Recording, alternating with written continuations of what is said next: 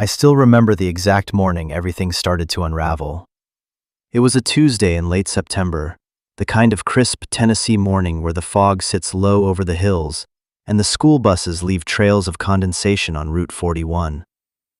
I had been driving bus number 7 for the Maplewood County School District for 11 years at that point, picking up the same families, waving at the same mailboxes, knowing every pothole and railroad crossing between Cedar Bluff and the elementary school on Peachtree Lane. My name is Tom Brennan. I was 39 years old, and I earned $38,000 a year before taxes. My wife Diane was 37, worked as a teacher's aide at the same Maplewood Elementary where I dropped off kids every morning. Our son Marcus was 19, splitting his time between night classes at Ridgeview Community College and a part-time janitorial job at the school. We lived in a rented house on Sycamore Drive and kept a monthly budget taped to the refrigerator. Diane and I had been married for 20 years, since that summer afternoon at the Cookeville Courthouse, when we were both too young and too broke for a real wedding. She wore a white sundress from the clearance rack at JCPenney, and I wore a borrowed tie that was half an inch too short. We had Marcus a year later, raised him in this same town, watched him grow from a quiet kid who liked Legos and fishing into a quiet young man who liked engines and old movies. We drove a 2017 Chevy Malibu with 143,000 miles on it, and our second car was a 2014 Ford Focus with a dented rear bumper that Diane had backed into a light pole at the Kroger 2 years earlier. Life in Maplewood was predictable.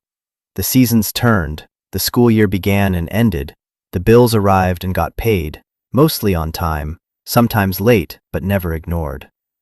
I believed we were a team. I believed that counted for something. That Tuesday morning, the district transportation supervisor, a man named Gerald Poole, called me into his office before my first route. Gerald was a round-faced man in his 50s who always smelled like coffee and Old Spice, and he had a stack of papers on his desk that he pushed toward me without much ceremony. The state of Tennessee had updated its school bus safety regulations over the summer, and starting October 1st, every bus in the county was required to have a functioning dashcam system recording both the road ahead and the interior of the bus.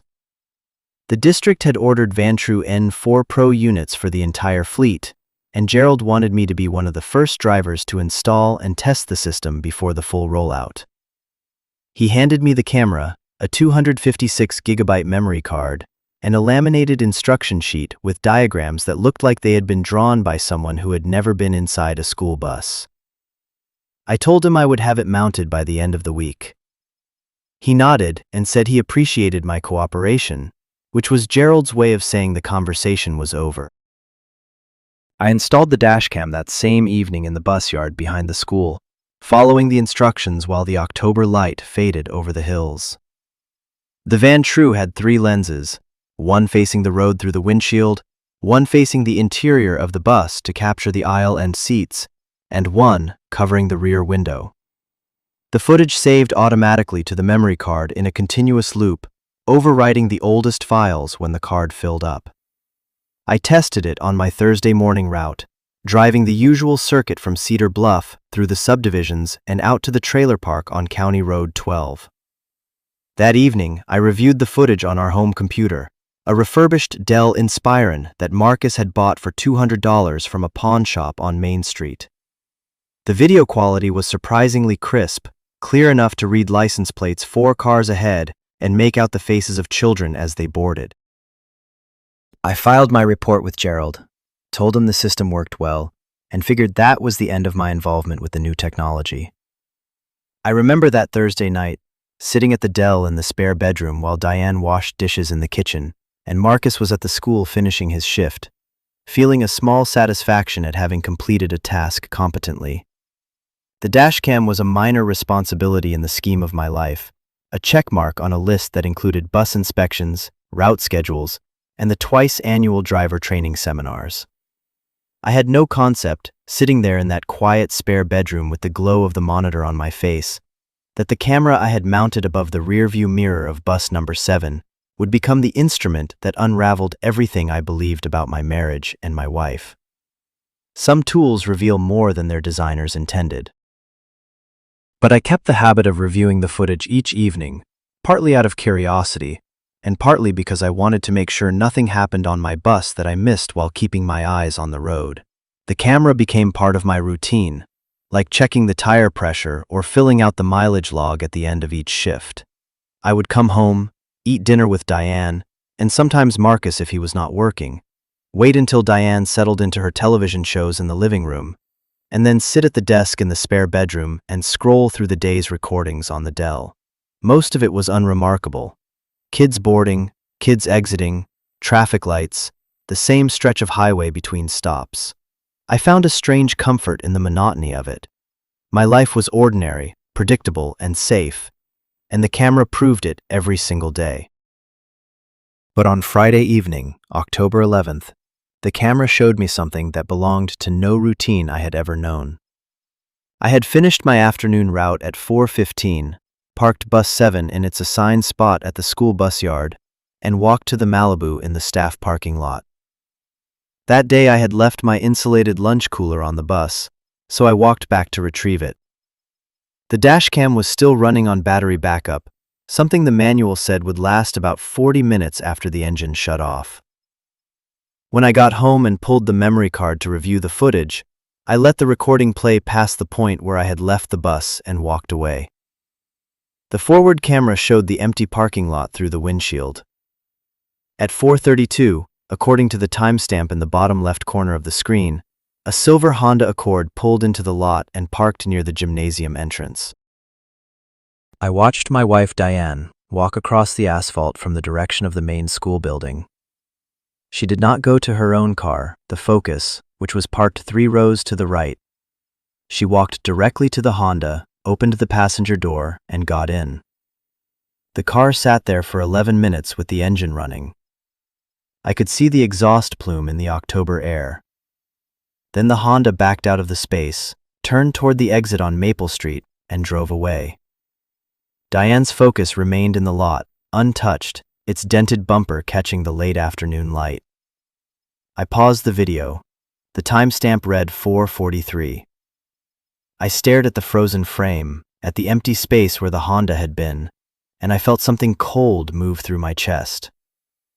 I told myself there had to be an explanation. A colleague giving her a ride because her car would not start. An errand. A coincidence. I told myself all of these things, and I did not believe any of them. I rewound the footage and watched it again, slower this time. Diane walked with purpose toward the Honda. She did not hesitate, did not look around to see if anyone was watching, did not wave at the driver through the windshield. She opened the passenger door with the easy familiarity of someone who had done it many times before, the way you open your own front door without looking for the handle. Through the dashcam's telephoto compression, I could see the outline of broad shoulders and a dark baseball cap in the driver's seat. I could not make out his face. I tried zooming in using the computer's image viewer, but the resolution dissolved into pixels at that distance. I closed the laptop and sat in the dark kitchen for 20 minutes. My hands were flat on the table, and I could feel my pulse beating in my fingertips. The house was quiet except for the refrigerator and the sound of the television in the other room, where Diane was watching something that made her laugh. She came home from wherever the Honda had taken her at 5:45 and told me she had stayed late to help Mrs. Patterson organize the book fair supplies in the library. I said that sounded like a lot of work. She said it was, kissed me on the cheek, and asked what I wanted for dinner. I said whatever was easy. We ate leftover chili and watched a rerun of Wheel of Fortune. She laughed at one of the puzzles, a before and after that combined cold shoulder with shoulder blade, and I watched her laugh and wondered if the sound had always been this hollow or if I was just hearing it differently now. The studio audience clapped through our television speakers, and Diane said she would have gotten that one. I said she probably would have. We went to bed at 10:30. She fell asleep within 15 minutes. I lay awake in the dark, listening to her breathe, and trying to convince myself that I was wrong about everything. Over the next 2 weeks, I reviewed the dashcam footage every evening with the methodical focus of a man who desperately wanted to be proven wrong. I moved bus 7 to a different parking spot each afternoon, angling the forward camera toward the staff parking lot whenever the geometry of the bus yard allowed it. On 4 separate occasions, October 14th, October 18th, October 22nd, and October 25th, I recorded Diane walking to the same silver Honda Accord after the final bell. Each time, the car arrived between 4:20 and 4:35. Each time, Diane crossed the lot and got in the passenger side. Each time, the car left within 8 to 15 minutes. I documented the dates and times in a small spiral notebook I kept in the glove compartment of the Malibu. 4 dates, 4 recordings. 4 lies when she came home and told me she had been organizing book fair supplies or helping grade papers. On October 22nd, the camera angle was sharper because I had parked bus 7 in the spot closest to the staff lot. I caught a clear image of the driver as he adjusted his rear-view mirror before Diane arrived. He was wearing a navy blue polo shirt with the Maplewood Elementary Wildcats logo embroidered on the chest, the kind of shirt issued to the athletic department staff. He had short dark hair, a square jaw, and he was younger than me by several years. That evening, after Diane went to bed, I pulled up the school's staff directory on the district website. The physical education department had 3 employees: Linda Marsh, who was 61 and had been teaching since the Reagan administration, Coach Ray Hollins, who was 54 and coached varsity baseball at the high school in the spring, and a new hire named Kyle Davis, age 34, who had started in January as the elementary PE instructor and assistant football coach. His staff photograph showed a clean-shaven man with dark hair and a confident, easy smile that looked like it came naturally to him. He was 10 years younger than Diane and 5 years younger than me. I stared at that photo for a long time, sitting in the spare bedroom with the glow of the monitor reflected in my eyes and the house silent around me. Then I closed the browser, turned off the computer, and sat in the dark. Something cold and heavy had settled in my chest like a stone dropped into still water, and no amount of reasoning or bargaining with myself could make it rise. I sat there until 2 in the morning. I did not sleep when I finally went to bed. I listened to Diane's breathing and the wind outside and the sound of my own thoughts circling the same terrible conclusion like water circling a drain. I needed to talk to someone, but I did not know who to trust.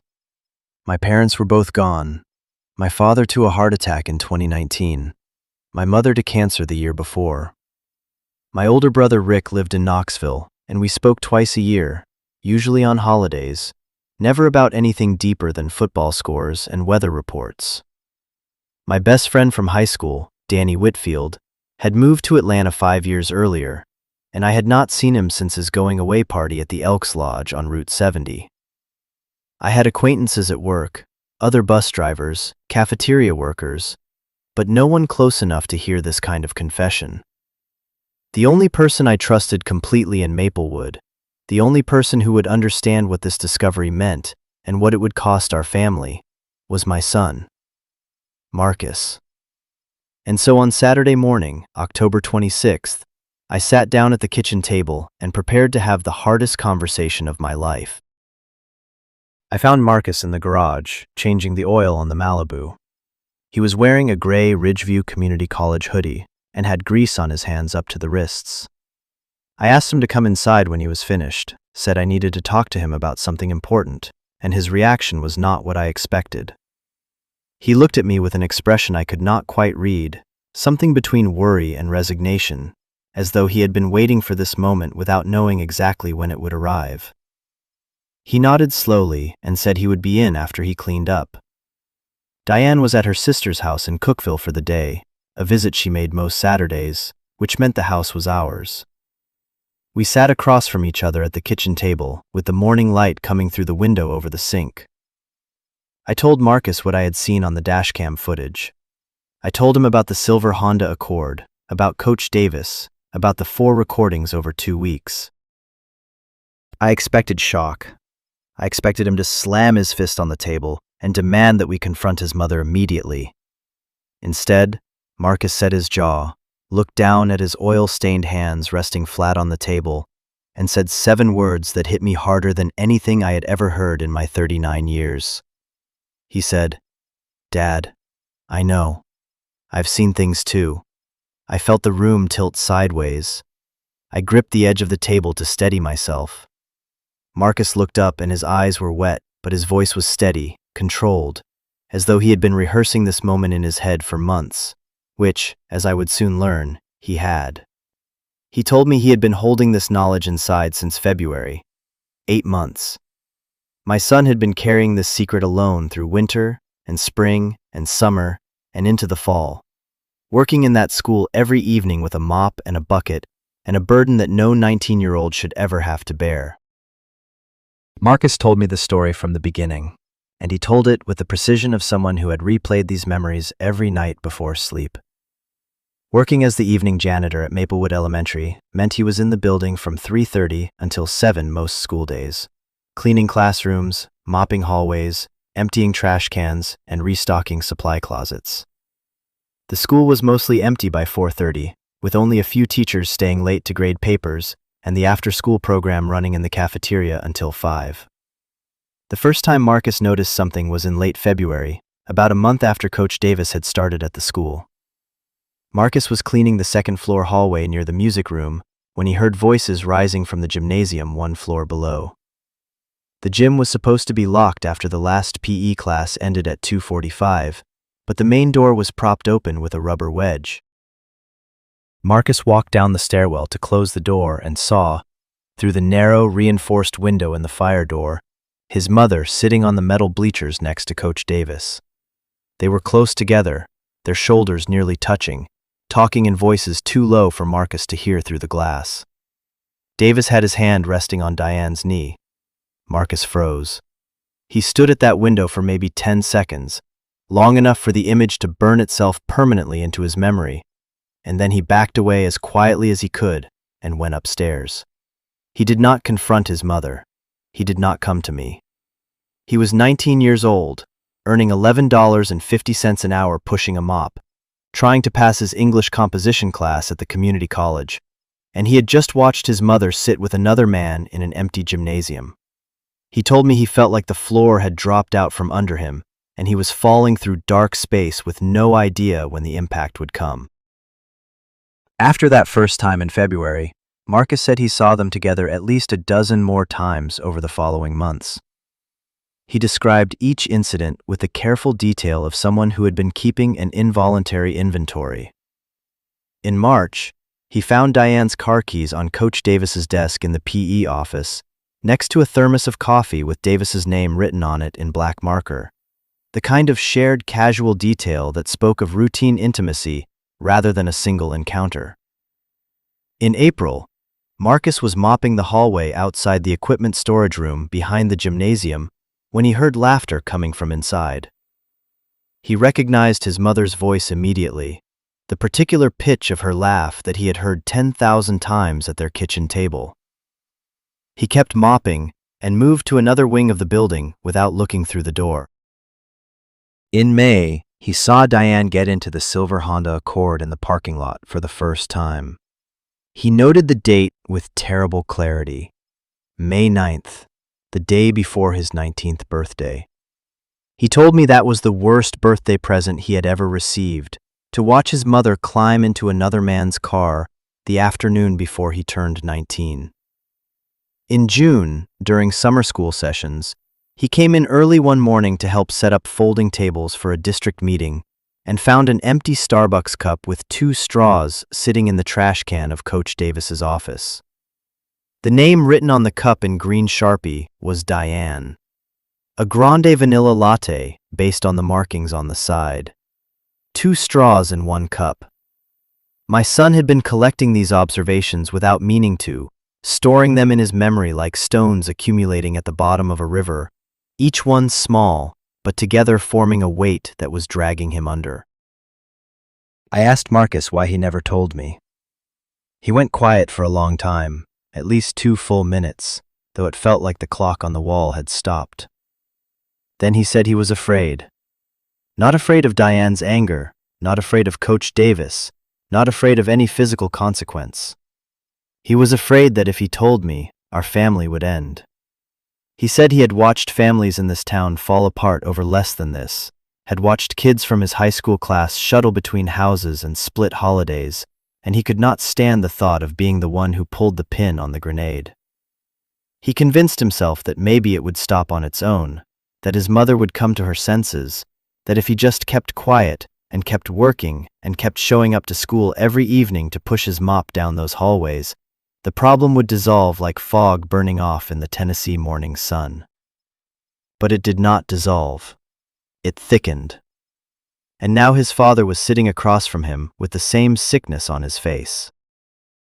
I reached across the table and put my hand on his shoulder. I told him none of this was his fault. I told him that no one his age should have to carry that kind of weight alone, and that the fact he carried it for 8 months without breaking told me more about his character than any test score or job performance review ever could. He nodded, but did not look up. I could see the muscles in his jaw working, the way they do when a man is trying very hard not to cry. We sat there for a while, 2 Brennan men in a quiet kitchen, listening to the refrigerator hum and the October wind push against the storm windows. I made a fresh pot of coffee, poured 2 cups, and set one in front of him. The steam rose between us like a thin curtain separating the family we had been from whatever we were about to become. I let the silence hold because some moments are too heavy for words and too important for noise. That afternoon, I made a decision that would determine everything that followed. I was not going to confront Diane. Not yet. Not in anger. And not without evidence so complete that it could not be denied, dismissed, or explained away with a convenient lie about book fairs and late meetings. My neighbor Carl Sutter had confronted his wife about suspicious text messages 3 years earlier. She deleted everything, called him paranoid, and convinced their couples counselor that Carl had trust issues stemming from his childhood. Carl ended up in a studio apartment above the hardware store on Main Street, paying $1,400 a month in alimony to the woman who had been texting her personal trainer at midnight. I was not going to be Carl Sutter. I needed documented, time-stamped, undeniable proof. And I realized that the school itself might hold exactly what I needed. Maplewood Elementary had been fitted with a comprehensive security camera system 2 years ago after a string of weekend vandalism incidents that included broken windows, spray-painted walls, and a stolen set of brass instruments from the band room. The system covered the main entrances, the hallways, the cafeteria, the playground, the gymnasium, and the parking lot. The footage was stored on a dedicated server in the main office and managed by the school's part-time IT coordinator, a contractor named Reggie Watts, who came in on Tuesdays and Thursdays to run updates and check the system. I knew about the cameras because I had attended the school board meeting where they approved the $62,000 installation budget. I also knew that Marcus, as part of his janitorial duties, had a key card that gave him access to every room in the building after hours, including the main office where the security terminal sat on a table in the corner. I want to be very clear about what happened next, because I know how it sounds. I did not ask my son to break into anything. I did not ask him to steal footage or tamper with equipment. Marcus had legitimate, authorized access to the main office as part of his cleaning duties. He entered that room every evening to empty the trash cans, wipe down the desks, and vacuum the carpet.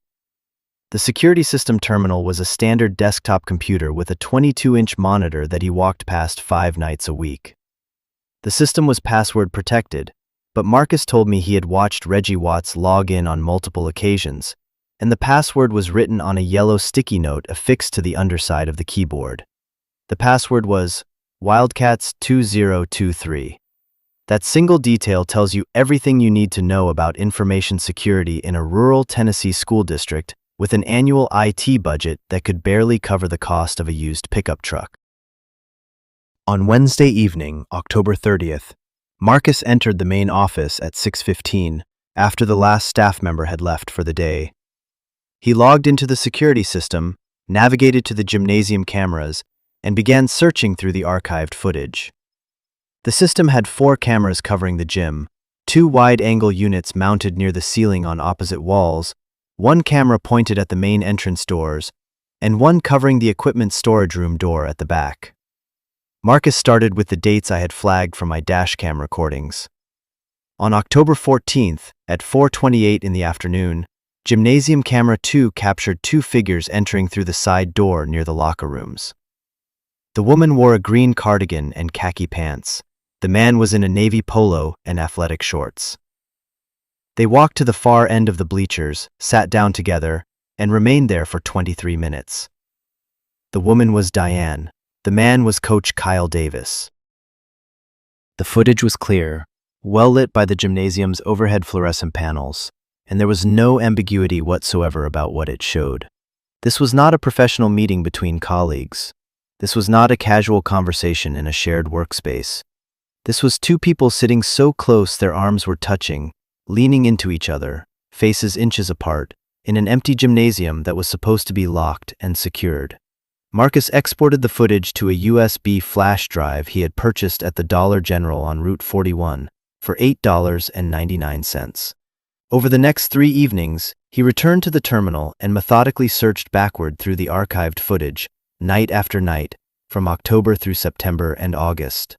What he found was staggering in its scope and consistency. He documented 47 separate instances in total.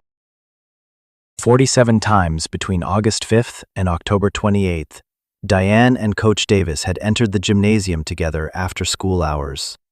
The pattern was almost mechanical in its repetition. Davis would arrive first, entering through the side door near the locker rooms between 4:15 and 4:30. Diane would follow 2 to 5 minutes later through the same door. They would sit on the bleachers, stand near the basketball hoops, or walk the perimeter of the court together. They stayed for anywhere from 15 minutes to over an hour.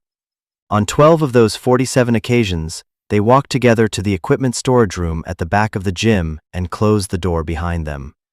The storage room had no camera inside, but Camera 4 captured every entrance and exit with a clear timestamp. On 3 of those 12 occasions, Marcus noted that Diane's clothing appeared notably disheveled when she emerged. He also found parking lot footage from 23 separate dates showing Diane getting into the silver Honda. When Marcus brought the USB drive to me on Saturday morning, November 2nd, it contained over 6 gigabytes of organized video files spanning nearly 3 months. He had created folders by date, labeled each file with the camera number and timestamp, and compiled a summary document listing every incident. I held that small plastic drive in my palm, and it felt heavier than anything I had ever held in my life. 6 gigabytes. The entire architecture of my marriage, the trust I had built over 20 years, the future I had imagined growing old alongside Diane in this rented house on Sycamore Drive, all of it reduced to 6 gigabytes of footage captured by cameras paid for with taxpayer money from the citizens of Maplewood County. I put the drive in my jacket pocket and zipped it shut, as though the footage might escape if I was not careful, and went to the garage. I needed to watch it alone, in a space that smelled like motor oil and sawdust and the uncomplicated honesty of physical work.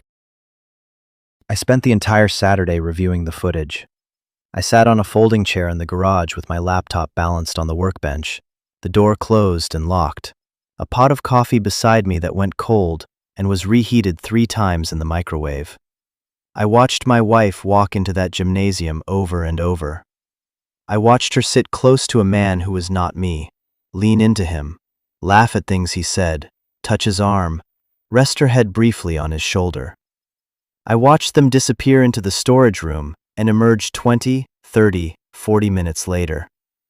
I watched her walk across the parking lot and climb into his silver Honda, and through the lot camera, I could see his hand reach across the center console to rest on her leg as the car pulled toward the exit. I am not a man who cries easily. My father worked the gravel pits outside Cookeville for 30 years and never called in sick, and he raised me to keep moving no matter what. But something cracked inside me that morning. I closed the laptop at 2 in the afternoon. I washed my face with cold water from the utility sink, dried my hands on a shop rag that smelled like motor oil, and sat on the concrete floor with my back against the wall next to the lawnmower. I thought about our wedding day at the Cookeville courthouse, Diane in that white sundress, me in the borrowed tie. I thought about the night Marcus was born at Maplewood General, how I held him in the hallway and cried into his blue blanket while the nurses smiled and Diane slept. I thought about 20 years of dinners and Christmases and arguments about money and Saturday morning grocery runs to Kroger and all the small, ordinary, unremarkable moments that accumulate into a marriage until you cannot tell where your life ends and the other person's begins. Then I stood up, brushed the concrete dust off my jeans, went inside, and picked up the phone. I called a lawyer. Patricia Newell worked out of a small second-floor office on Commerce Street in Cookeville, about 30 minutes east of Maplewood on Highway 70. I found her through a recommendation from Danny Whitfield's cousin, a man named Earl who had gone through his own divorce 2 years earlier and said Patricia was thorough, fair-priced, and did not waste a client's time or money. I called on Monday morning, November 4th, and got an appointment for Wednesday. Her retainer was $1,500, which I paid in cash from a rainy day fund I had been building at First Tennessee Bank, with small deposits from overtime shifts and the occasional side job mowing lawns for elderly neighbors on Saturdays. Patricia was a sharp-eyed woman in her late 40s with reading glasses on a chain around her neck and a habit of tapping her pen against her legal pad when she was thinking through a problem. She listened without interrupting while I laid out everything. I showed her the dashcam recordings from Bus 7 and the security footage from the school's gymnasium cameras. She watched about 20 minutes of the footage on her office computer, making occasional notes in a tight, precise handwriting, and then set down her pen and looked at me directly across the desk. She told me I had more than enough evidence for an at-fault divorce under Tennessee law. Tennessee is one of the states that still recognizes fault-based grounds for dissolution of marriage, and adultery is among them.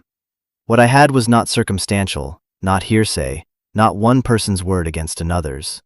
It was documented on video, time-stamped by 2 independent camera systems, and spread across nearly 3 months of recorded activity. Patricia said it was among the most comprehensive evidence packages she had seen in 20 years of family law practice in Putnam County. She explained the legal landscape carefully. Under Tennessee law, in a fault-based divorce where adultery is proven by clear and convincing evidence, the court takes the offending party's misconduct into consideration when dividing marital property and determining alimony. The spouse found guilty of adultery is generally not entitled to spousal support, and the division of assets can be weighted in favor of the innocent party. Patricia also pointed out the workplace dimension. Diane was a teacher's aide, and Davis was a teacher, both employed by the Maplewood County School District. Their affair had been conducted on school property, during or immediately after school hours, using school facilities for personal activities. This was a direct violation of the district's code of professional conduct. Patricia recommended that I present the evidence to the school district's Human Resources Department before filing for divorce, because the workplace consequences would strengthen my position in the proceedings. I took Patricia's advice and requested a formal meeting with Sandra Polk, the Director of Human Resources for the Maplewood County School District. The meeting was scheduled for Monday, November 11th, at the District Administrative Office on Oak Street, a low brick building next to the county library. I brought the USB drive and a printed summary that Marcus had helped me prepare, listing every date, time, camera number, and a brief description for each of the 47 documented incidents. Sandra Polk was a tall, composed woman with silver hair and the kind of professional demeanor that reminded me of a bank manager who has seen every kind of financial disaster and no longer flinches at any of them. She listened to my explanation without interrupting, then inserted the USB drive and watched approximately 15 minutes of the footage, fast-forwarding between clips. When she looked up from the screen, her expression had changed from professional neutrality to something harder and more focused, a controlled anger that she kept behind a measured voice. She told me she would need to retain the USB drive as evidence, that an internal investigation would be opened immediately under district policy, and that I should expect to hear from her office within 2 weeks. She also said, in a tone that made the words sound like they carried institutional weight behind them, that the district took the integrity and safety of its school environments extremely seriously, and that she appreciated my bringing this matter forward through proper channels. The meeting lasted 43 minutes. I shook her hand, walked to the Malibu in the visitor parking lot, sat behind the wheel, and exhaled for what felt like the first time in weeks. I sat there for 10 minutes, watching sparrows move between the oak trees lining the street, and tried to name what I was feeling. It was not relief, because relief implies the end of something, and this was clearly the beginning of something longer and harder. It was not anger, because I had moved past the burning stage weeks ago into something colder and more structural, like steel being forged rather than wood being burned. What I felt was the strange calm of a man who has done the hardest thing he could imagine and is now waiting for the world to respond. I turned the key, pulled out of the parking lot, and drove back toward Maplewood, with the hills golden in late autumn light on both sides of the highway, and the radio playing low, and the road unwinding in front of me like a long, slow answer to a question I had not yet finished asking. The district moved faster than anyone expected. On Thursday, November 14th, just 3 days after my meeting with Sandra Polk, Patricia Newell called to tell me that the Maplewood County School District had placed both Diane Brennan and Coach Kyle Davis on immediate administrative leave pending the outcome of the investigation. The district's legal counsel had contacted Patricia to confirm that the security footage was being reviewed in its entirety by an outside consultant, and that written statements would be taken from all relevant staff members. 2 other employees had already come forward independently to corroborate what the cameras showed. The machinery of institutional accountability had begun to turn, and it was turning faster than I had anticipated.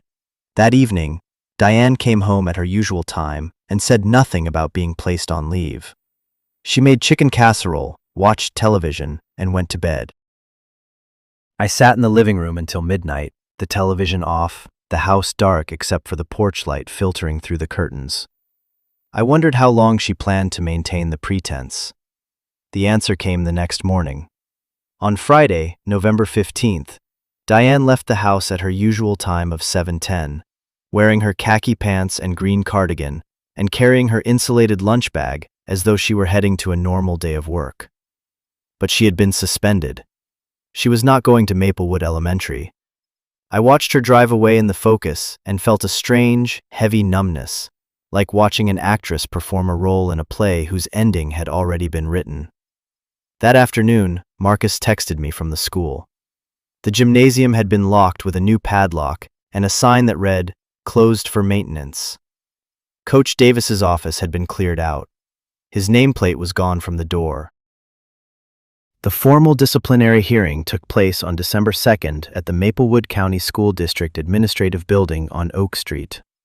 It was not a public proceeding, but Patricia Newell had arranged for me to submit a sworn, written statement that was entered into the official record. The hearing panel consisted of 3 district administrators, Superintendent Dr. Harold Fitch, and an observer from the Tennessee Education Association. The evidence was presented in full, the security camera footage documenting 47 separate after-hours meetings in the gymnasium, the parking lot recordings, my dashcam footage from Bus 7, and written statements from 2 staff members. One was Mrs. Linda Marsh, the senior PE teacher, who stated she had observed Davis and Diane leaving the building together on multiple occasions and found the gymnasium unlocked after hours at least 6 times. The other was Rosa Gutierrez, a cafeteria worker, who had seen Diane in Davis's car on 2 occasions in September. The hearing lasted 4.5 hours. The outcome was decisive. Coach Kyle Davis was terminated for cause, effective immediately, for violations of the district's Code of Professional Conduct. The specific findings cited engaging in a personal relationship on school property, misuse of school facilities for personal activities, and failure to secure assigned spaces after use. His teaching certificate was flagged for formal review by the Tennessee Department of Education, a process that could result in reprimand, suspension, or revocation of his license. Diane Brennan was terminated the same day on identical grounds. Because she was a teacher's aide rather than a certified teacher, her termination was procedurally simpler, but the findings were equally severe. Both received official letters of reprimand that would become permanent entries in their employment records with the state of Tennessee. Superintendent Fitch released an internal memo to all district staff, reaffirming professional standards. The memo did not name Diane or Davis, but in a town the size of Maplewood, with 11,000 residents, and a school district where the bus driver knows the janitor, who knows the cafeteria worker, who knows the principal's secretary, anonymity was a polite fiction that fooled no one. By the end of that first week in December, the story had spread through every diner, church pew, barbershop chair, and grocery store checkout line in the county. I heard versions of it from people who did not know I was the husband involved. A man at the gas station on Route 41 told me he heard the PE coach at the elementary school had been caught with some teacher's aide by the security cameras. He shook his head and said, "What is the world coming to?" I pumped my gas and said I had no idea, paid in cash, and drove away with my hands tight on the steering wheel of the Malibu. I filed for divorce on December 5, 2025, at the Maplewood County Courthouse, a limestone building on the town square that had been there since 1921. Patricia Newell handled the paperwork. The petition cited adultery as the grounds for dissolution of marriage, supported by the documented evidence of a sustained extramarital relationship conducted on public school property over a period of approximately 8 months. Diane was served at her sister Brenda's house in Cookeville, where she had been staying since December 3rd. She had left our house on Sycamore Drive that morning with 2 suitcases, a garbage bag full of clothes, and a cardboard box of personal items from the bathroom. She did not say goodbye to me. She did say goodbye to Marcus, standing in the driveway in her winter coat with tears running down her face. She told him she was sorry. Marcus stood on the porch with his arms crossed and said nothing. I watched from the kitchen window as her Ford Focus backed out of the driveway and turned left on Sycamore toward the highway. The exhaust plume hung in the December air for a moment and then dispersed. When she was gone, Marcus came inside and poured himself a glass of water from the kitchen tap. He sat down at the table and did not speak for a long time. He looked 10 years older than 19. His eyes were dry, but his face was the face of a man who has reached the end of something and is not sure what comes next, or whether there is a next at all. I sat down across from him, and the silence between us was heavy and warm, the kind of silence that exists between 2 people who do not need to explain what they are feeling, because they are feeling the exact same thing. Finally, he said, "I should have told you sooner." I said, "You told me when you were ready. That's enough." He nodded once, stood up, and went to his room. I heard his door close, and then nothing but the hum of the refrigerator and the December wind against the storm windows. The house settled around me, the way old houses do when the weight inside them shifts. The divorce proceedings moved through the winter months, with the slow, grinding formality that the legal system applies to the dissolution of a family. Diane hired an attorney named Robert Cho from Nashville, who attempted to contest the fault-based grounds by arguing that the security footage had been accessed and copied without Diane's knowledge or consent. Patricia countered that the dashcam recordings were made on a vehicle I operated, parked on public school property, which carries no expectation of privacy, and that the security camera footage was the institutional property of the Maplewood County School District, recorded by cameras installed for the express purpose of monitoring activity on campus. Judge William Tate, a gray-haired man who had been on the bench for 22 years and had seen every variation of marital failure that Putnam County could produce, ruled the evidence admissible without extended deliberation. Attorney Cho then pivoted to arguing for equitable distribution and alimony, claiming Diane had contributed to the household for 20 years and deserved financial support regardless of the adultery finding. Patricia presented our financial records in their full, modest clarity. My annual salary of $38,000 as a bus driver, Diane's former salary of $26,000 as a teacher's aide, our combined savings of $4,200, the rented house on Sycamore Drive that we did not own, and 2 vehicles, both fully paid off but worth a combined total of approximately $8,000 at trade-in value based on Kelley Blue Book estimates Patricia had printed from the internet. Judge Tate reviewed the numbers, removed his glasses, rubbed the bridge of his nose, and said there was, frankly, not much to divide. The final decree was issued on February 14, 2026.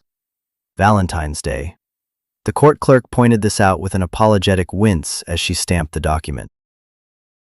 I was awarded sole possession of the household furnishings, the 2017 Chevy Malibu, and the $4,200 in the savings account. Diane received the 2014 Ford Focus with its dented bumper and her personal belongings. No alimony was awarded to either party, consistent with Tennessee's statutory approach to fault-based divorces, where adultery has been proven by clear and convincing evidence. The decree was 7 pages long, printed on heavy cream-colored paper with a gold seal from the state of Tennessee, and it reduced 20 years of marriage to a series of numbered paragraphs about asset distribution, liability allocation, and the termination of shared health insurance coverage. Patricia's total fee was $4,800, paid in 3 monthly installments. I walked out of the courthouse into the February cold, stood on the limestone steps, and breathed air that tasted different from any air I had breathed in months. It tasted clean. The weeks that followed the divorce were the hardest of my life, and I will not pretend otherwise or dress them up in language that makes them sound nobler than they were.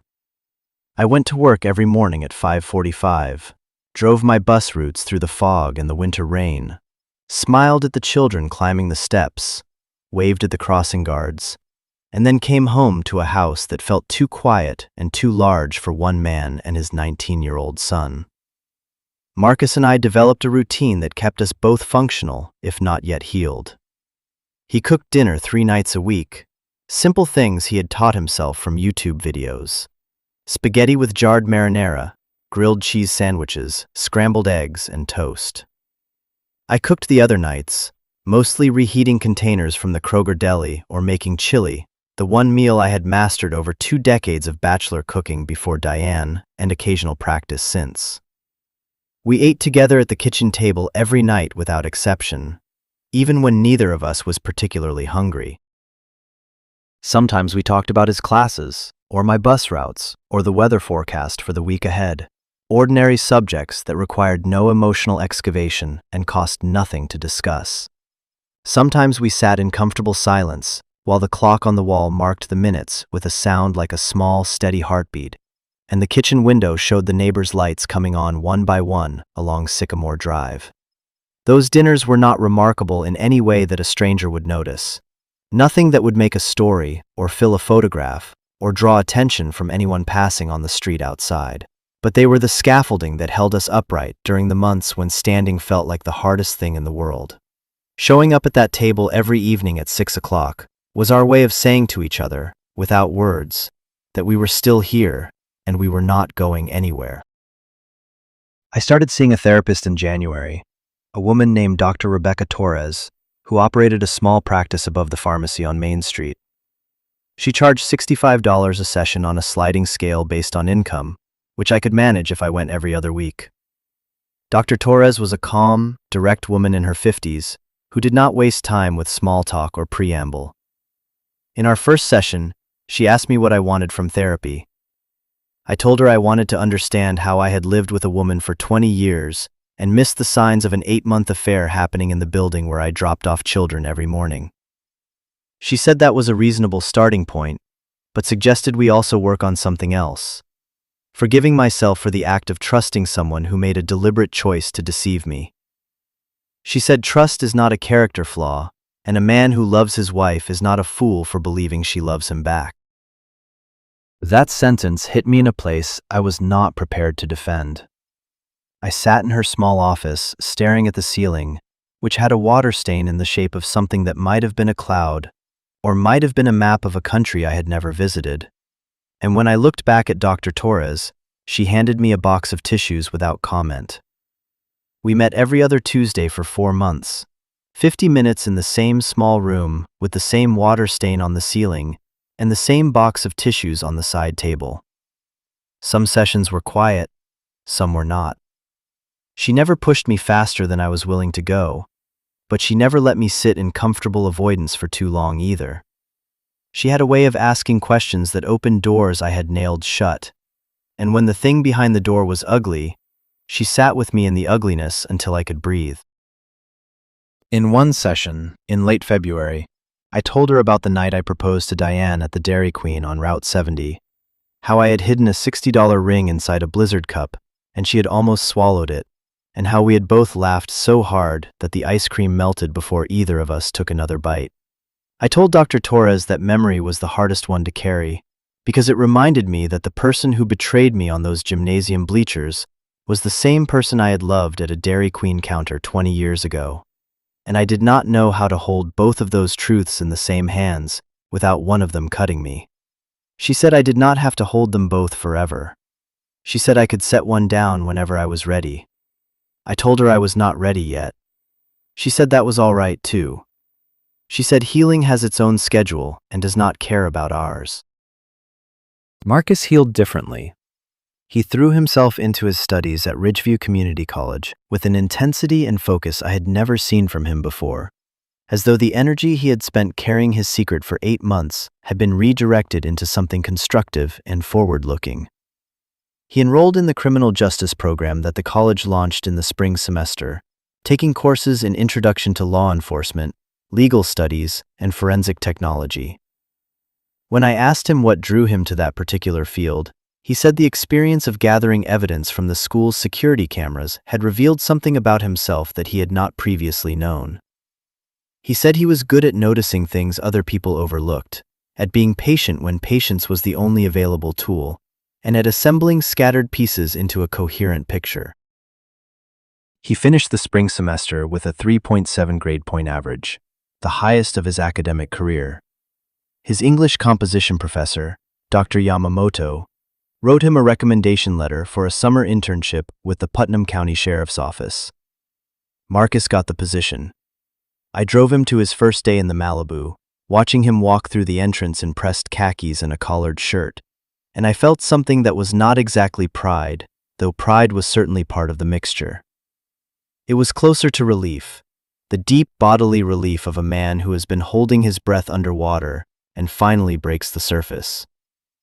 My son was going to be all right.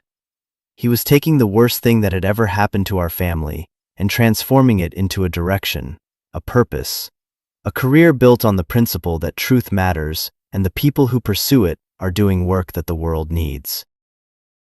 In the spring, Sandra Polk called from the district to inform me that Maplewood Elementary was implementing comprehensive security upgrades.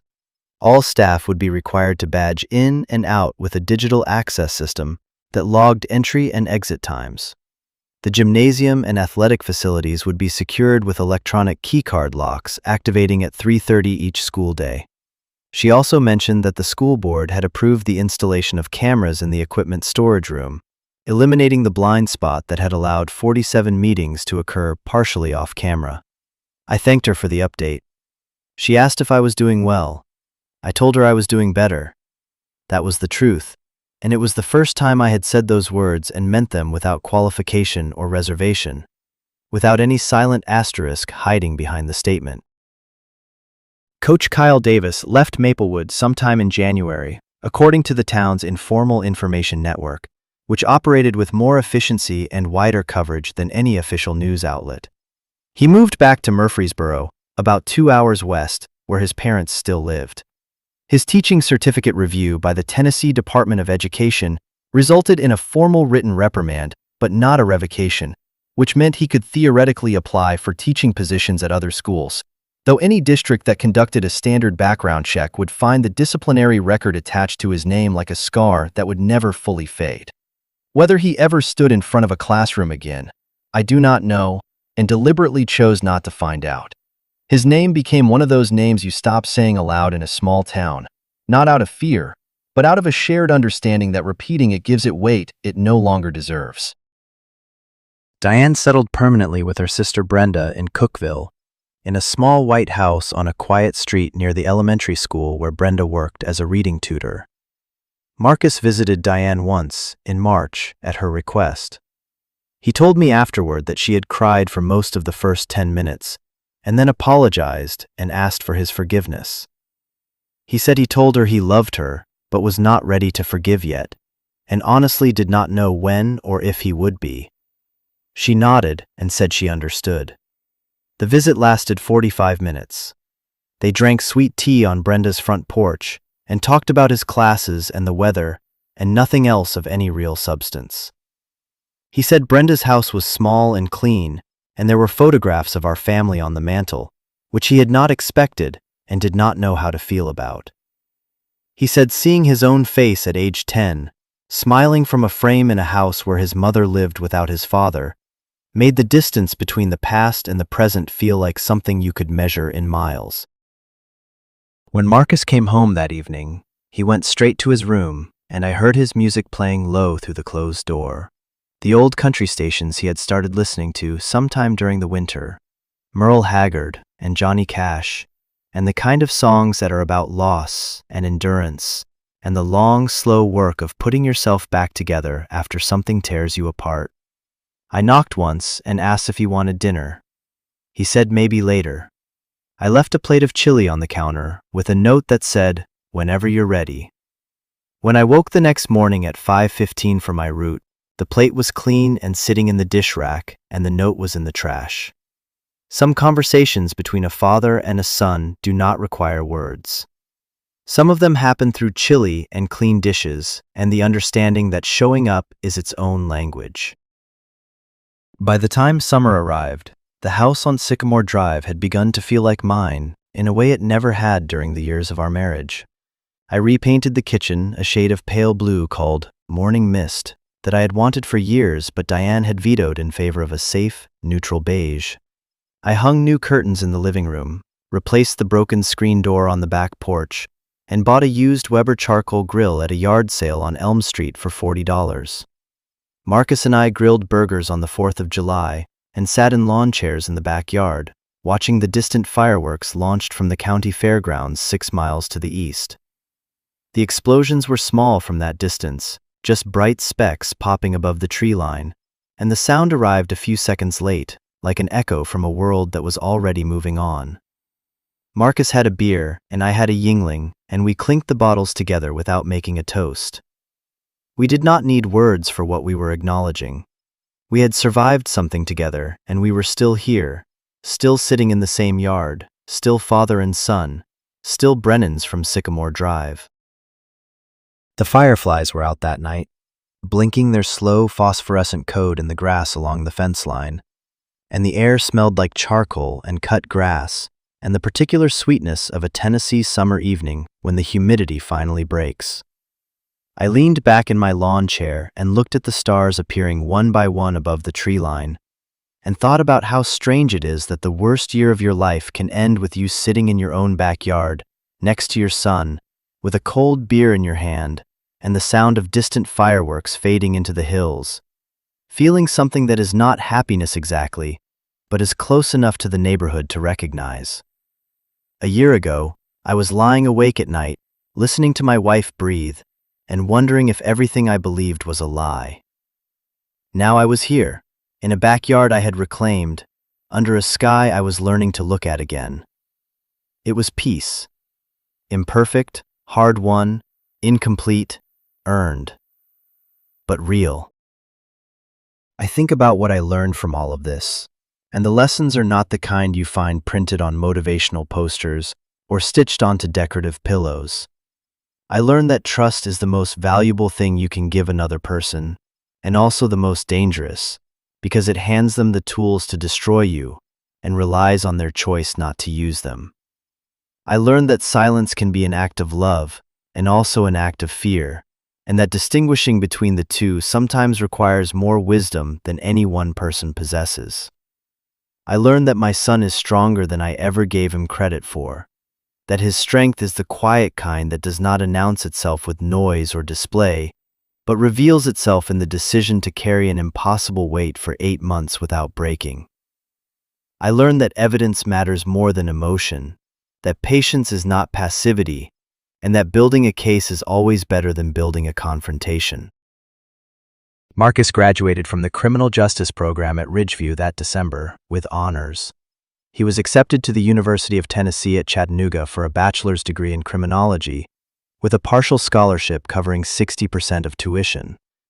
I helped him move into a shared apartment near campus on a cold January morning, hauling boxes up 3 flights of stairs and spending 2 hours assembling an IKEA desk with instructions in 4 languages. When we finished, we stood in his small room and looked at the bare walls, the narrow bed with its thin mattress, and the single window facing a parking lot full of other students' cars. He said it was not much. I said it was his, and that made it everything. He hugged me then, which he had not done since he was maybe 14, and I held on a little longer than I probably should have. Then I drove home to Maplewood alone in the Malibu, with the heater rattling and the odometer past 150,000 miles, watching the Tennessee hills roll past in the winter light, like the pages of a book being turned by a slow and careful hand.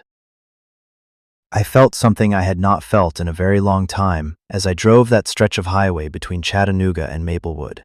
The road ahead was open, not metaphorically, not optimistically, but genuinely open in a way that meant I could choose where to go next, and the choice was mine.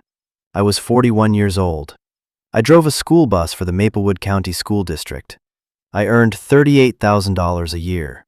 I lived in a rented house on Sycamore Drive with a pale blue kitchen and a used Weber grill in the backyard, and a refrigerator that hummed quietly in the afternoon silence. My son was at college on a partial scholarship. My ex-wife was in Cookeville learning to live with the consequences of her choices. And I was here, on Highway 70, with a full tank of gas and the wide Tennessee sky filling the windshield. For the first time in longer than I could remember, that felt like enough. Justice had been served. The guilty were held accountable. The truth, buried under months of silence and secrecy, had been brought into the light by a parking lot camera, a $19 USB drive, and the quiet courage of a young man who chose his father over his fear. Tom and Marcus Brennan were healing, slowly and imperfectly, but they were healing together. And that, in the end, was enough. This is where our story comes to an end. Share your thoughts in the comments section below. Thank you so much for listening. If you enjoyed this story, please subscribe to this channel and hit the notification bell so you never miss a new upload. We will see you in the next one.